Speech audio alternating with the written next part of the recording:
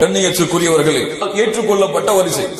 அந்த வரிசையில் முதலாவதாக மறுமையுடைய பெரிய அடையாளங்களில் வரக்கூடிய முதல் மனிதன், முதல் ஒருவன் யார் என்றால் இவனை பற்றிதான் அல்லாஹ்வுடைய தூதர் முஹம்மது ரசூலுல்லாஹ் ஸல்லல்லாஹு அலைஹி வஸல்லம் சொன்னார்கள், மா பைன خلق ஆதம இலா கியாமிஸ் ஸஆ خلقٌ அக்பர் மின் தஜ்ஜால். மறுமை உலகம் படைக்கப்பட்டதிலிருந்து மறுமை வரை இதை போன்ற ஒரு பெரிய செய்தியே கிடையாது தஜ்ஜாலை தவிர. இதை போன்ற மறுமை உலகம் ஆரம்பித்ததிலிருந்து மறுமை வரக்கூடிய சபை வரை இதை பற்றிய ஒரு செய்தியே கிடையாது தஜ்ஜாலை தவிர. அல்லாஹ்வுடைய தூதர் முஹம்மது ரசூலுல்லாஹ் ஸல்லல்லாஹு அலைஹி வஸல்லம் சொன்னார்கள், தஜ்ஜாலை குறித்து அறிவிப்பு செய்து எச்சரிக்காத எந்த ஒரு நபியும் இந்த பூமியில இருக்கவில்லை. எல்லா நபிமார்களும் இவனுடைய வருகையை குறித்து இவனுடைய பாதிப்புகளை குறித்து எச்சரிக்கை செய்திருக்கிறார்கள். ஆனால் அவர்கள் கூறாத ஒரு அம்சத்தை நான் கூறுகிறேன். இவனுடைய கண் ஒற்றை கண்ணாக இருக்கும், 2 கண்கள் இருக்கும், அதிலே ஒரு கண் குருடாக இருக்கும்.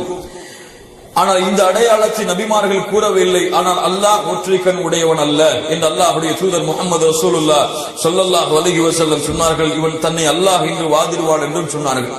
கண்ணியத்துக்குரியவர்கள், இந்த மஸீஹ் தஜ்ஜால், மஸீஹ் என்றால் முதல் அர்த்தம் என்னவென்றால் உலகத்தை சுற்றி வருபவர். இந்த ஒரு பெயர் எந்த ஒரு நபிக்கும் இருந்தது? மஸீஹ் ஈசா இப்னு மரியம், ஈசா அலைஹிஸ்ஸலாத்து வஸ்ஸலாம் அவர்களுக்கும் இந்த ஒரு பெயர் இருந்தது. அவர்களும் பூமியிலே பிரயாணம் செய்த காரணத்தால் இந்த பெயர் அவர்களுக்கும் வந்தது என்று சொல்லப்படுகிறது மார்க்க அறிஞர்களால். இந்த தஜ்ஜால் இந்த பூமி முழுவதும் வலம் வருவான் 4 இடங்களை தவிர என்ற காரணத்தால் இவனுக்கும் இந்த மஸீஹ் என்ற ஒரு பெயர் வைக்கப்படுகிறது. அல்லது இவன் தொட்டால் நோய்கள் குணமாகும். எப்படி ஈசா அலைஹிஸ்ஸலாத்து வஸ்ஸலாம் தொட்டால் நோய்கள் குணமாகிறதோ, குஷ்ட நோய்கள் குணமாகுமோ, அது போன்று இவன் தொட்டாலும் நோய்கள் குணமாகும் என்ற காரணத்தாலும் இவனுக்கு இந்த பெயர் வந்தது என்று சொல்லப்படுகிறது. தஜ்ஜால் என்றால் ஏமாற்றுக்காரன் அல்லது மோசடிக்காரன், மக்களை ஏமாற்றக்கூடியவன் என்று அர்த்தம். இந்த மஸீஹ் தஜ்ஜால் இவனுடைய அடையாளம் என்னவென்றால் அல்லாஹ்வுடைய தூதர் முஹம்மது ரசூலுல்லாஹ் ஸல்லல்லாஹு அலைஹி வஸல்லம் அவர்கள் சொன்னார்கள், இவன் மனித இனத்தை சார்ந்தவன் தான். இவன் ஒரு வித்தியாசமான ஒரு படைப்போ ஒரு பிறவியோ அல்ல, இவன் ஆதமுடைய சந்ததியில் இருந்து வந்தவன் தான் என்று கூறிவிட்டு ஒரு மிக முக்கியமான அலசலுக்கு நாம் செல்கிறோம். கொஞ்சம் உங்கள் கவனங்களை என்னிடத்திலே கொடுங்கள். இவனை பற்றி ரசூலுல்லாஹி ஸல்லல்லாஹு அலைஹி வஸல்லம் உடைய காலத்திலே ஒரு சிறுவனை தஜ்ஜால் என்று மக்கள் சொன்னார்கள். ஒரு சிறுவனை தஜ்ஜால் என்று மக்கள் சொன்னார்கள். இவன் தஜ்ஜாலாக இருப்பான் என்று பல சஹாபாக்கள் சத்தியம் என்று சொன்னார்கள். குறிப்பாக இப்னு உமர் ரலியல்லாஹு அன்ஹுமா இவர்கள் சத்தியமிட்டார்கள். அல்லாஹ்வுடைய தூதரிடத்திலே அனுமதி கேட்டுக்கொண்டே இருந்தார்கள். யா ரசூலுல்லாஹ், எனக்கு அனுமதி அளியுங்கள், இவனை வெட்டி வருகிறேன் என்று. ரசூலுல்லாஹி ஸல்லல்லாஹு அலைஹி வஸல்லம் அனுமதி கொடுக்கல. யார் இந்த மணி, யார் இந்த வாலிபன், யார் இந்த வாலிபன், இவனுடைய பேர் என்ன, பேர் என்ன? புகாரில பல ஹதீஸ் இவனை பத்தி வருது. இப்னு ஸையாத், அப்துல்லாஹ் இப்னு ஸையாத் என்று அழைக்கப்படக்கூடிய இவன் ரசூலுல்லாஹி ஸல்லல்லாஹு அலைஹி வஸல்லம் உடைய காலத்திலே மிகப்பெரிய ஒரு குழப்பவாதியாக, குழப்பத்திற்கு உள்ளாக்கப்பட்டவனாக இருந்தான். ரசூலுல்லாஹி ஸல்லல்லாஹு அலைஹி வஸல்லம் அவர்களுக்கு சந்தேகம் இருந்தது. ரசூலுல்லாஹி ஸல்லல்லாஹு அலைஹி வஸல்லம் அவர்களுக்கு சந்தேகங்கள் இருந்தது, இவன் யாராக இருப்பான் என்று. அல்லாஹ்வுடைய வஹி தெளிவாக அறிவிக்கப்படாத காரணத்தால் அல்லாஹ்வுடைய தூதர் ஸல்லல்லாஹு அலைஹி வஸல்லம் அவர்கள் மௌனம் காட்டினார்கள் இவனுடைய விஷயத்தில். சரியா? இந்த அப்துல்லாஹ் இப்னு ஸையாத் என்று அழைக்கப்படக்கூடிய இவன் மக்களுடைய நோய்களை குணமாக்கினான், நடக்க இருப்பதை கூறினான், என்ன நடக்கப் போகிறதோ அதை தெளிவாக கூறினான். இவன் ஒரு பெரிய சூனியக்காரனாக, பெரிய ஒரு குறி சொல்பவனாக அந்த காலத்தில் இருந்தான்.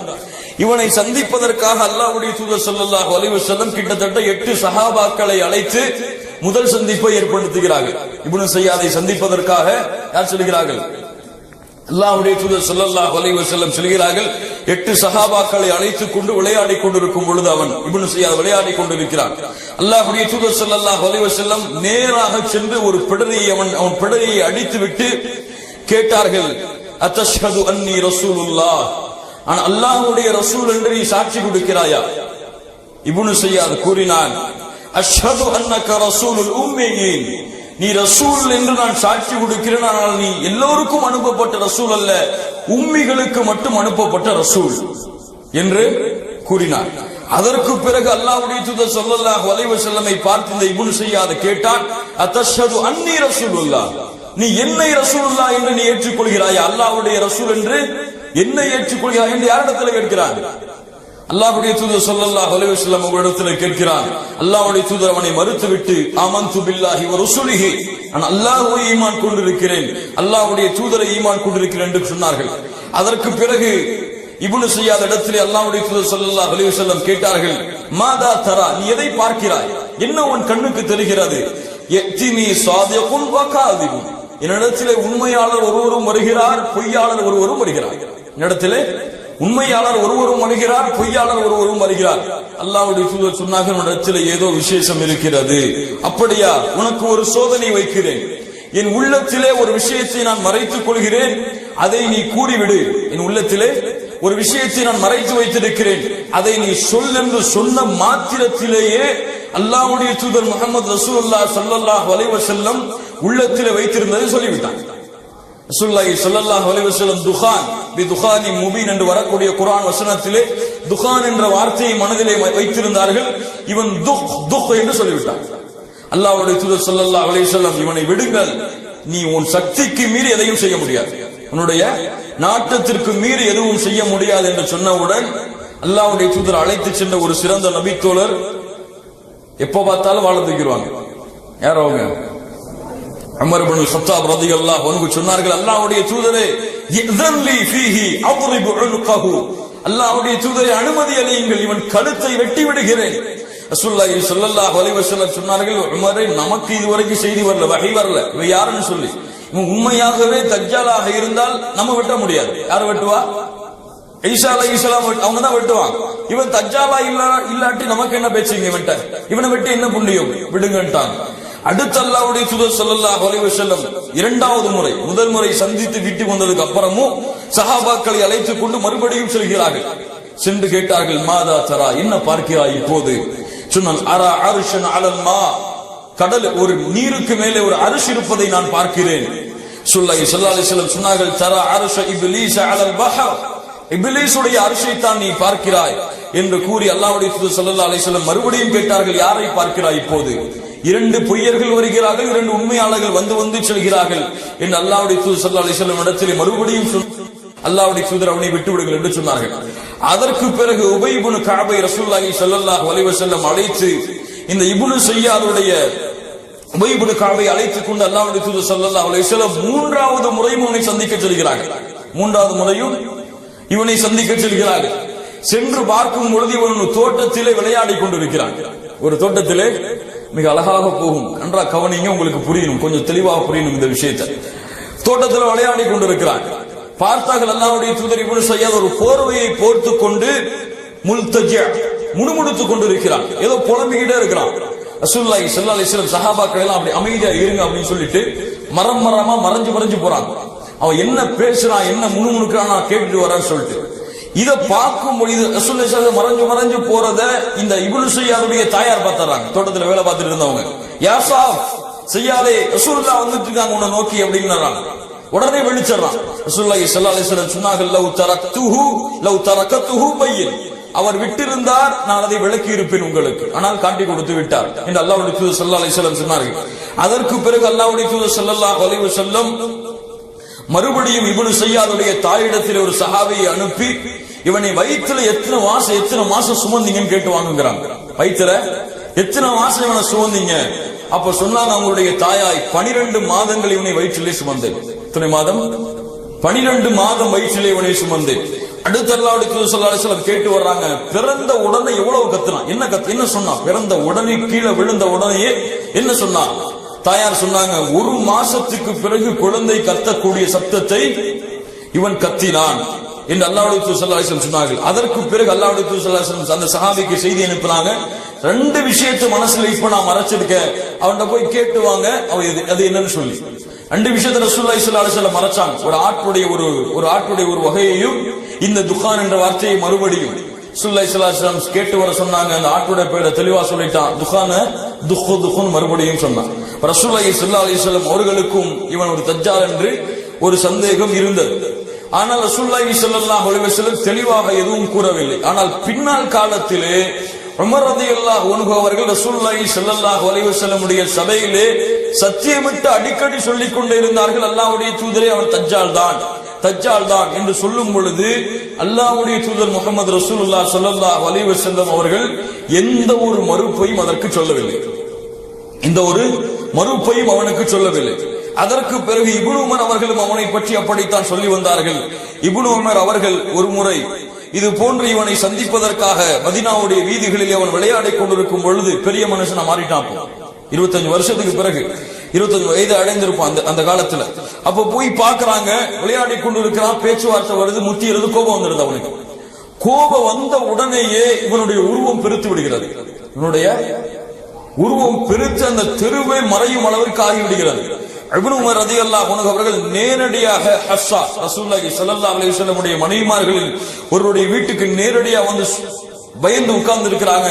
நடந்ததை கேட்கிறாங்க. அப்போ ஹஃப்ஸா ரலியல்லாஹு அன்ஹா அவர்கள் சொல்லுகிறார்கள், அல்லாஹ்வுடைய தூதர் ஸல்லல்லாஹு அலைஹி வஸல்லம் இவனை சொன்னார்கள், இவன் கோபம் வந்தால் பயங்கரமாக கோபப்பட்டு ஏதாவது செய்து விடுவான். கோபம் வந்தால் பயங்கரமான கோபத்தை இவன் உடையவனாக இருப்பான் என்று ரசூலுல்லாஹி ஸல்லல்லாஹு அலைஹி வஸல்லம் உடைய அறிவிப்பை ஹஃப்ஸா அவர்கள் சொன்னார்கள். மறுபடியும் இவனை சந்திக்க இப்னு உமர் செல்லும் பொழுது இவன் சில வார்த்தைகள் சொன்ன உடனே கோபப்பட்டு கழுதை கத்துவதை போன்று கத்திவிட்டான். கழுதை கத்துவதை போன்று கட்டிக் கொண்டிருக்கிறார். இப்னு உமர் அவர்கள் கோபத்திலே கையால் இருந்த கம்பை எடுத்து நல்லா சாத்திட்டு போயிட்டாங்க பயத்துல மறுபடியும். அப்போ இவனுடைய இந்த செய்தியை பொறுத்தவரை இவன் ரசூலுல்லாஹி ஸல்லல்லாஹு அலைஹி வஸல்லம் உடைய காலத்திற்கு பிறகும் சஹாபாக்களுடைய காலத்திலே வாழ்ந்தான். ஆனால் ஹர்ரா என்ற ஒரு போர் நடக்கும் பொழுது எங்க போனானே தெரியல, இவன் எங்க போய் தொலைஞ்சானே தெரியல. ஆனால் ஒரு தாபியை சொல்லுகிறார்கள், இவன் நான் யஹூதியா அஸ்பஹான் என்று அழைக்கப்படக்கூடிய இடத்திலே யஹூதியா என்ற இடத்தில் யஹூதிகள் வாழக்கூடிய இன்னைக்கு இருக்கு இந்த இடம், யஹூதியாக்கள் வாழக்கூடிய அந்த ஒரு இடத்திற்கு நான் செல்லும் பொழுது மக்கள் சொன்னார்கள், மறுமை நாளுடைய அடையாளங்களில் ஒரு அடையாளம் இன்று வருகிறார் என்று சொன்னார்கள். நான் காத்திருந்தேன் அந்த ஊரிலேயே. இரவிலே இவனை ஒரு பல்லக்கிலே வைத்து தூக்கி வந்தார்கள். இவன்தான் இப்னு ஸையாத். இப்னு ஸையாதை நான் பார்த்திருந்தேன் மதீனாவிலே. மறுபடியும் அந்த இப்னு ஸையாதை அந்த இடத்திலே பார்த்தேன் என்று சொல்லுகிறார்கள். இப்போ இவ்வளவு பெரிய குழப்பங்கள் இவனை குறித்திருக்கிறது. இப்ப மார்க்க அறிஞர்கள் என்ன விளக்கம் சொல்கிறார்கள் என்றால், இப்னு ஸையாதை பொறுத்தவரை இவன் தஜ்ஜாலாக இருப்பானா என்ற ஒரு சந்தேகம் பல மார்க்க அறிஞர்களுக்கு இருக்கிறது. ஆனால் தமீமுத்தாரி ரலியல்லாஹு அன்ஹு அவர்கள் அறிவிக்கக்கூடிய அந்த நீண்டமான கடல் சம்பவத்துடைய அந்த ஹதீஸிலே வரக்கூடிய தஜ்ஜால் கட்டப்பட்டிருந்தான் அந்த கரையிலே, அந்த ஒரு தீவிலே என்று வருகிறது. அதற்கு முரண்படுகிறது என்று சொல்லும் பொழுது பல மார்க்க அறிஞர்கள் பல கருத்துக்களை சொன்னாலும் இப்னு தைமியா ரஹ்மத்துல்லாஹி அலைஹி அவர்கள் தெளிவான ஒரு கருத்தை முன்வைக்கிறார்கள். ரசூலுல்லாஹி ஸல்லல்லாஹு அலைஹி வஸல்லம் மறுமையுடைய அடையாளத்தை சொன்னார்கள். 30 தஜ்ஜால்கள் தோன்றுவார்கள். அவர்கள் ஒவ்வொருவரும் தன்னை அல்லாஹ்வுடைய ரசூல் என்று வாதிடுவார்களே, அந்த 30இல் ஒன்றாக இவன் இருக்கலாம். ஆனால் பெரிய தஜ்ஜால் தமீமுத்தாரி ரலியல்லாஹு அன்ஹு அறிவிக்கக்கூடிய அந்த ஒரு தஜ்ஜாலாகத்தான் இருப்பான் என்று ஒரு விளக்கத்தை சொல்கிறார்கள். இன்னொரு மார்க்க அறிஞர்கள் இவன் தஜ்ஜால் அல்ல, இவனிடத்திலே ஜின்களுடைய குழப்பம் இருந்திருக்கலாம். அதன் காரணமாகத்தான் அவன் கேட்கும் பொழுது அரிசி கடலில் இருந்தது, ஷைத்தானுடைய அரிசியை பற்றி கூறினான், பொய்யர்களும் உண்மையாளர்களும் வந்து சொல்கிறார்கள் என்று கூறினான், நடப்பதை கூறினான். இதுவெல்லாம் ஷைத்தானால் தீண்டப்பட்டவர்களுக்கு ஏற்படக்கூடிய ஒரு செயலின் காரணமாக இது அந்த செயலாக இருக்கலாம் என்று விளக்கம் கொடுக்கிறார்கள். இதுல எல்லா விளக்கமும் தெளிவாக நமக்கு புரியவில்லை என்றாலும் அல்லாஹ் அறிந்தவர். இதை பற்றிய வார்த்தை ரசூலுல்லாஹி ஸல்லல்லாஹு அலைஹி வஸல்லம் தெளிவாக கூறாத காரணத்தால் இதை குறித்த செய்திகள் எல்லாம் அல்லாஹ்விடத்தில் தான், ஞானங்கள் எல்லாம் அல்லாஹ்விடத்தில் தான். இந்த தஜ்ஜாலை பற்றி இன்று பலர் பலவாறாக தெரிவிக்கிறார்கள்.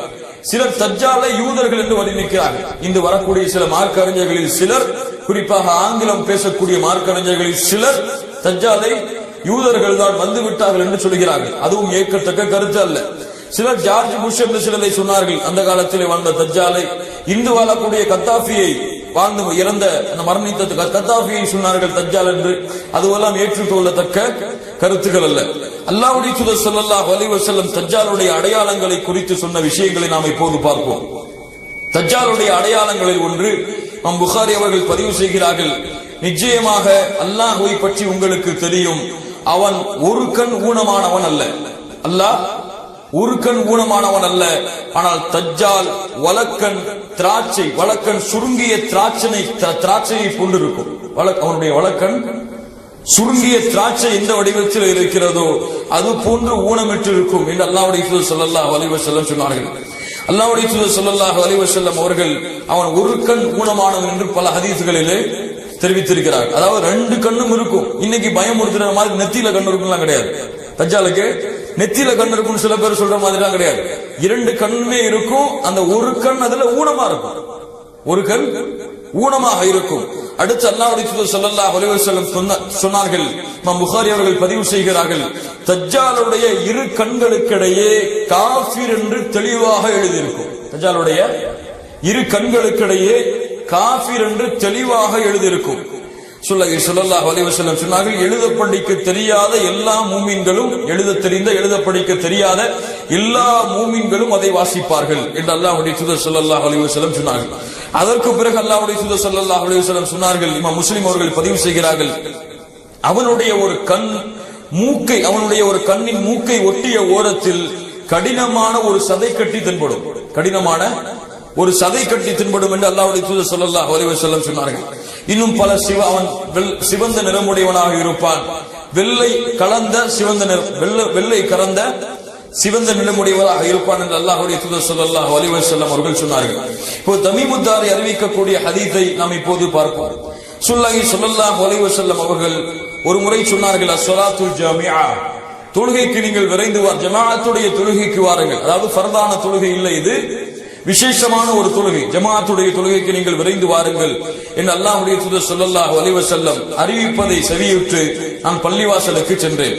ரசூலுல்லாஹி ஸல்லல்லாஹு அலைஹி வஸல்லமோடு தொழுது முடித்ததும் நபி ஸல்லல்லாஹு அலைஹி வஸல்லம் சிரித்துக் கொண்டு மிம்பரில் அமர்ந்திருந்தார்கள். ஒவ்வொருவரும் தொழுத இடத்திலே அமர்ந்திருந்தார்கள். ரசூலுல்லாஹி ஸல்லல்லாஹு அலைஹி வஸல்லம் அவர்கள், நான் உங்களை ஏன் கூட்டினேன் என்பதை நீங்கள் அறிவீர்களா என்று கேட்டார்கள். இப்ப சஹாபாக்கள் சொன்னாங்க, அல்லாஹு வ ரசூலுஹு அஅலம், அல்லாஹும் அல்லாஹ்வுடைய தூதரும் தான் நன்கு அறிந்தவர்கள். அப்போது சொன்னார்கள், அச்சமூட்டவோ ஆர்வமூட்டவோ உங்களை நான் கூட்டவில்லை. தமீமுத்தாரி அவர்கள் கிறிஸ்தவராக இருந்தார், அவர் இஸ்லாத்தை ஏற்றுக்கொண்டார். தஜ்ஜால் பற்றி நான் உங்களுக்கு கூறி வந்ததற்கேற்ப அவர் ஒரு செய்தியை என்னிடத்திலே கூறினார். அவர் என்ன சொன்னார் என்றால், லக்கும் சுகாம் ஆகிய கோத்திரத்தை சேர்ந்த 30 நபர்களோடு நான் கடலிலே பயணமானேன். ஒரு மாதம் அலைகளால் நாங்கள் அலக்கடிக்கப்பட்டோம். ஒரு மாதம் கடல் அலைகளால் நாங்கள் அலக்கடிக்கப்பட்டுக் கொண்டிருந்தோம். சூரியன் மறையும் நேரத்தில் ஒரு தீபகற்பத்திலே நாங்கள் ஒதுங்கினோம். நல்ல கவனமா கேளுங்க, இதுல இருந்தான் கேள்வி வரும் அதிகமா. தீபகற்பத்திலே நாங்கள் ஒதுங்கினோம். சிறு கப்பலில் ஏறி தீபகற்பத்தை நுழைந்தோம். அங்க வேறொரு கப்பல்ல ஏறி தீபகற்பத்தை நாங்கள் அடைஞ்சிட்டோம். அப்போது அதிகமான மயிர்களை கொண்ட ஒரு பிராணி எங்களை எதிர்கொண்டது, எங்களை அழைத்தது. அதிகமான மயிர்கள் இருந்ததால் அப்பிராணியின் மலப்பாதை எது, சிறுநீர் பாதை எது என்று எங்களுக்கு அடையாளம் தெரிய முடியாத அளவுக்கு அதிகமான மயிர்கள் அந்த விலங்கினத்திற்கு இருந்தது. அப்போது நான் உனக்கு கேடு உண்டாகட்டும், நீ என்ன பிராணி என்று கேட்டோம். அப்போது நான் ஜஷஷா என்ற பிராணி கூறியது, நீங்கள் இந்த மடத்தில் உள்ள மனிதனிடம் செல்லுங்கள், அவர் உங்களை பற்றி அறிவதில் மிக ஆர்வமுடையவராக இருக்கிறார் என்று கூறி அனுப்பியது. அப்போது நாங்கள் வேகமா போய் அந்த மடாலயத்தை அறிஞ்சோம். அப்போ ஒரு பருமனான ஒரு மனிதனை பார்த்தோம், நல்ல குண்டா ஒரு மனிதன். அவனை போன்ற ஒரு படைப்பை இதுவரை நாங்கள் பார்த்ததே இல்லை. அவனுடைய கரண்டை கால்களும் முட்டுக்கால்களும் இரும்பினால் கட்டப்பட்டிருந்தது. கரண்டை கால்களும் முட்டுக்கால்களும் இரும்பினால் கட்டப்பட்டிருந்தது.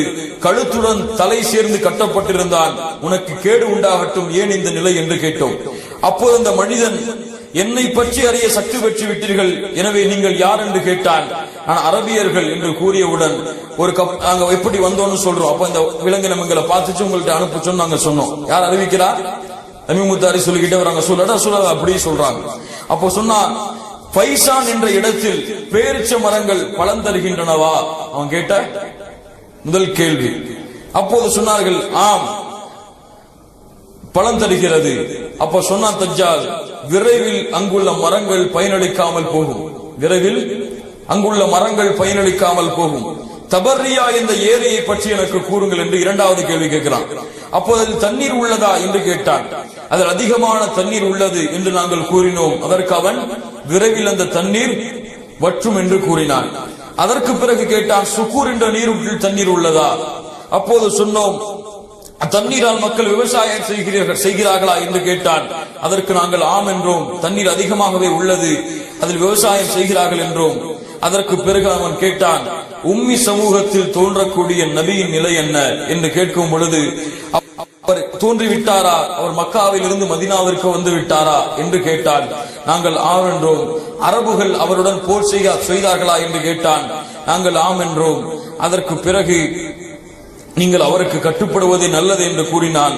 நான் இப்போது என்னை பற்றி கூறுகிறேன் என்று கூறி, நான் தான் தஜ்ஜாலாவேன், வெகு விரைவில் எனக்கு அனுமதி வழங்கப்படலாம், அப்போது நான் வெளியே வருவேன், பூமி முழுவதும் பயணம் செய்வேன், 40 நாட்களில் எந்த ஊரையும் நான் அடையாமல் இருக்க மாட்டேன். ஆயினும் மக்கா மதீனா ஆகிய இரு ஊர்களை தவிர அவ்விரு ஊர்களிலும் எனக்கு விளக்கப்பட்டுள்ளன. நான் நுழையும் போதெல்லாம் ஒரு மலக்கு தன்னிடத்தில் இருக்கக்கூடிய வாளை வைத்துக் கொண்டு என்னை விரட்டி கொண்டு இருப்பார். இரு ஊரிலும் என்னால் நுழைய முடியாது என்று கூறி அல்லாஹ்வுடைய தூதர் ஸல்லல்லாஹு அலைஹி வஸல்லம் இடத்திலே இந்த சம்பவத்தை கூறுகிறார்கள்.